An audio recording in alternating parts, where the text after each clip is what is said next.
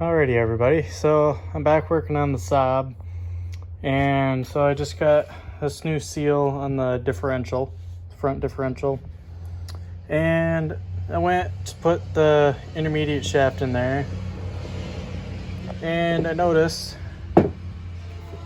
that there aren't much left for splines on this shaft. Kind of hard to see on camera, but they are pretty worn out.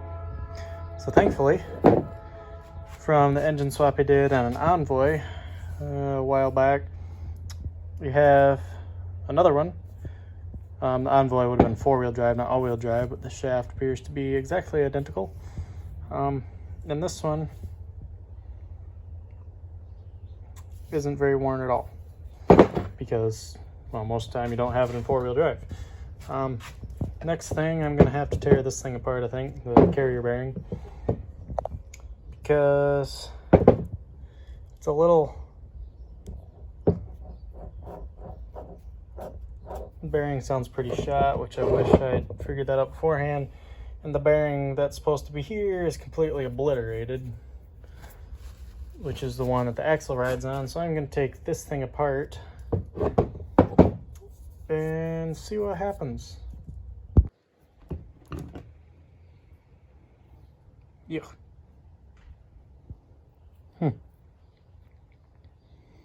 That is interesting.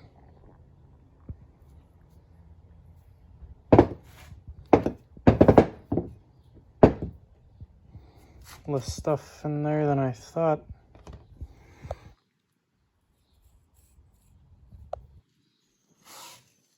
That bearing actually is in terrible shape. I think I can just clean that one out. It's grease in there.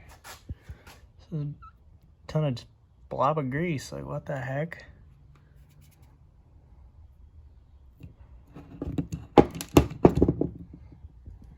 And here's the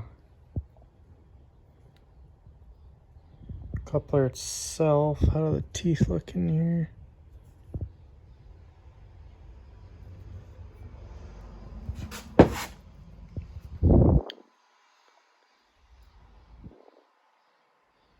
Not great, I'm gonna say.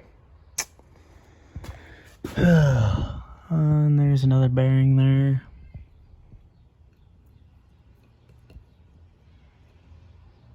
Looks all right. So I'll dig into this and let you know what's up. So I was just in the basement trying to pull the seal out of the other half of that this carrier bearing for the axle, and well, it didn't want to come out, and my seal puller broke, and that piece went flying, and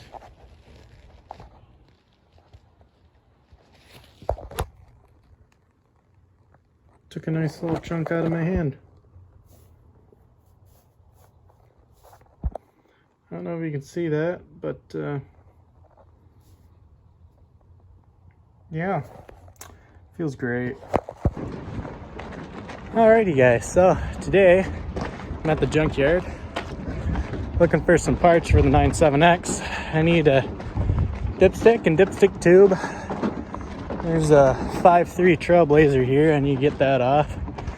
Haven't had many of those, so it's glad I finally found one. And then there's a 97X here I'm going to try and grab that all-wheel drive carrier bearing off of, because mine's kind of worn out. Worst case, I get new bearings, but the actual coupler was kind of shot. So, see if we can't find these, and I think that's my 97X right here.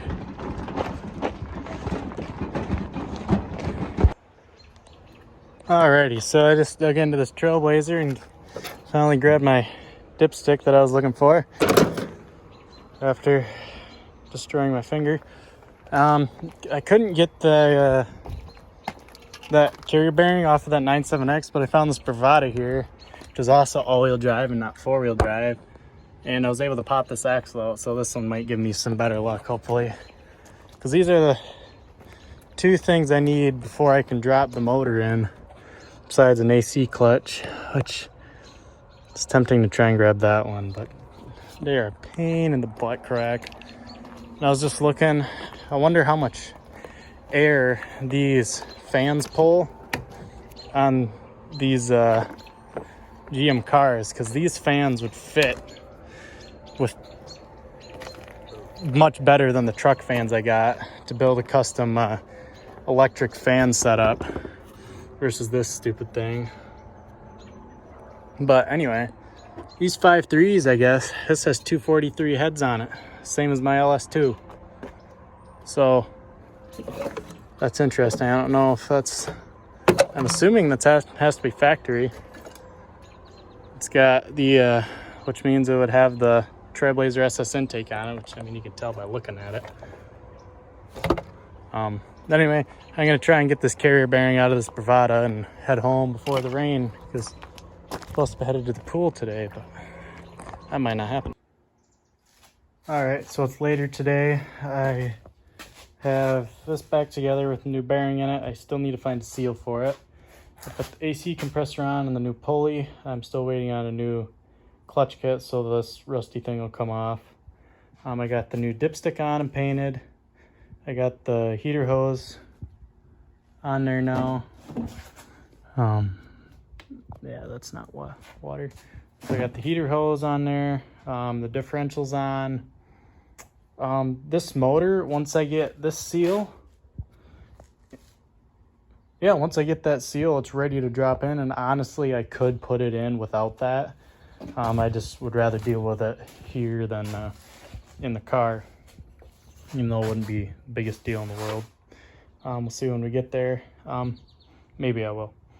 Yeah, so I did that, and I took all the coil packs off and painted the brackets. It doesn't look great. I quick hit them with a wire wheel, but it's not going to look real pretty, but it's under cover anyway. So it's not real big, that big of a deal. I don't remember if I mentioned that I obliterated that knuckle at the salvage yard today, but I did. And my shift kit came in. So this is the Transgo HD2 shift kit for the 4L60, 65, 70, 75 transmissions, not the 80. A little different. But anyway, so that's the gist of what we've done the last probably 2 or 3 days here, and I'll get this video uploaded hopefully tonight, if not in the morning. And then we will start digging into that transmission, rebuilding that. So yeah, I also have to run back to the salvage yard and try and find my 3/8 ratchet. So excited. Anyway, I'd like to thank you guys for watching, and we'll see you in the next video.